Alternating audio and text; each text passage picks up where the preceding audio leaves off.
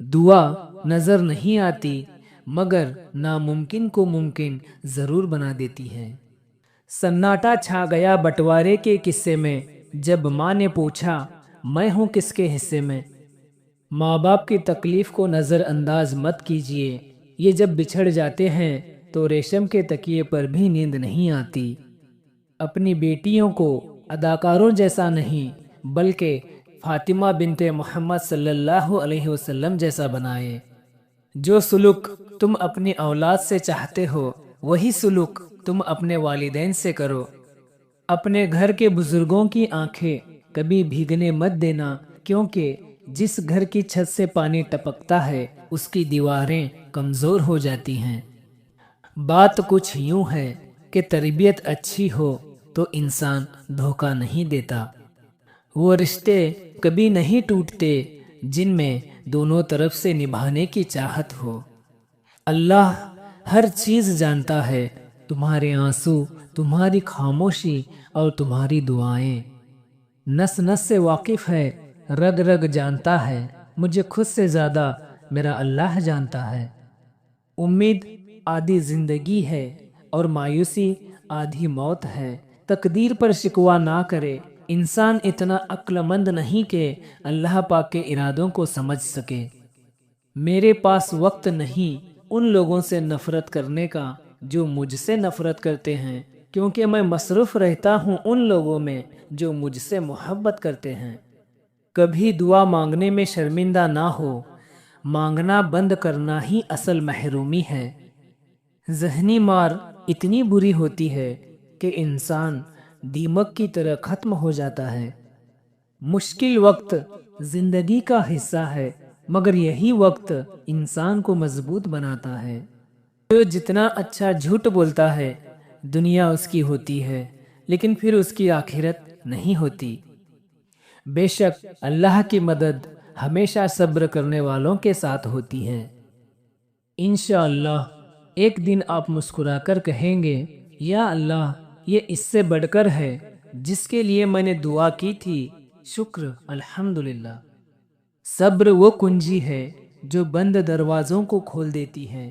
صبر کرنے سے اللہ وہ بھی دیتا ہے جس کی امید نہیں ہوتی، اور مانگنے سے وہ بھی مل جاتا ہے جس کی امید ختم ہو جاتی ہے۔ عاجزی میں کامیابی، تکبر میں ناکامی، سچ میں خوشی، جھوٹ میں پریشانی، صبر میں برکت، غصے میں نقصان، گناہ میں بیماری اور استغفار میں شفا ہے۔ شکر ادا کرو، تمہیں اور زیادہ ملے گا۔ ناشکری دل کو بے سکون کر دیتی ہے۔ اگر تم اللہ پر یقین رکھتے ہو تو کوئی چیز ناممکن نہیں۔ اس کی مدد دیر سے آتی ہے مگر لازمی آتی ہے۔ اپنی موجودہ حالات کے ہمیشہ شکر گزار رہیں۔ بہت سے لوگ ایسے ہیں جو ان نعمتوں کی خواہش رکھتے ہیں مگر محروم ہیں۔ دنیا کا کوئی بھی جذبہ حد سے بڑھنے لگ جائے تو نقصان دینے لگتا ہے، چاہے وہ محبت ہی کیوں نہ ہو۔ وہ شخص ضرور کامیاب ہوتا ہے جو کبھی مایوس نہیں ہوتا۔ غلطی کو غلطی جان کر بھی اس کی اصلاح نہ کرنے والا ایک اور غلطی کر رہا ہوتا ہے۔ غصہ ہمیشہ بے وقوفی سے شروع اور شرمندگی پر ختم ہوتا ہے۔ جو اونچے مقام پر ہوتے ہیں ان کے کندھوں پر آزمائشیں بھی بڑی ہوتی ہیں۔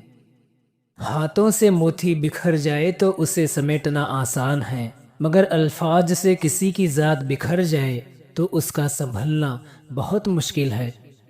کچھ باتیں سمجھنے سے نہیں، خود پر بیت جانے سے سمجھ آتی ہیں۔ دنیا میں جو کاشت کرو گے آخرت میں وہی کاٹو گے۔ زندگی گزارنے والوں کو لگتا ہے ان کا حساب نہیں ہوگا، لیکن حساب ضرور ہوگا۔ دنیا کی نعمتیں ہمیشہ کے لیے عطا نہیں کی جاتی، نہ جوانی کا رتبہ، نہ شان و شوکت، نہ ہی صحت۔ علم اپنی غلطی مانتا ہے، جہالت نہیں مانتی۔ غیبت کرنا کمزور آدمی کی آخری کوشش ہوتی ہے۔ اقوال عقل مندوں کے لیے ہے، نادانوں کو ان سے کوئی فائدہ نہیں ہوتا۔ توبہ کرنا بہت آسان ہے مگر اس کی توفیق ملنا بہت مشکل ہے۔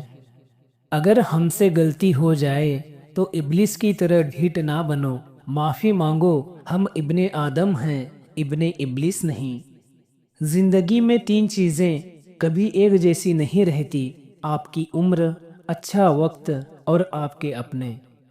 کنجوس شخص کتنا بد نصیب ہے کہ دنیا میں فقیروں کی زندگی گزارتا ہے اور قیامت کے دن امیروں جیسا حساب دے گا۔ چاند کے بغیر رات بیکار ہے اور علم کے بغیر ذہن۔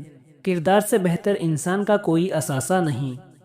اگر جوانی میں نماز کی توفیق مل جائے تو سمجھ لو تمہیں زندگی کی سب سے بڑی نعمت نصیب ہوئی ہے۔ دوستی کی بہترین مثال ابو بکر صدیق رضی اللہ تعالیٰ عنہ ہیں۔ انصاف کی بہترین مثال عمر رضی اللہ تعالیٰ عنہ ہیں۔ سخاوت کی بہترین مثال عثمان غنی رضی اللہ تعالیٰ عنہ ہیں۔ بہادری کی بہترین مثال علی رضی اللہ تعالیٰ عنہ ہیں۔ بعض اوقات کسی کام میں تاخیر کرنا حماقت ہے۔ عقل مند ہر کام اپنے وقت پر کرتا ہے، اور جب آپ ایک کام کرنے کا سوچتے ہیں تو سب سے پہلے اس کام کو ختم کیا کریں۔ گناہ کو پھیلانے کا ذریعہ مت بنو، کیونکہ ہو سکتا ہے آپ توبہ کر لو، پر جس کو آپ نے گناہ پر لگایا ہے وہ آپ کے آخرت کی تباہی کا سبب بن جائے۔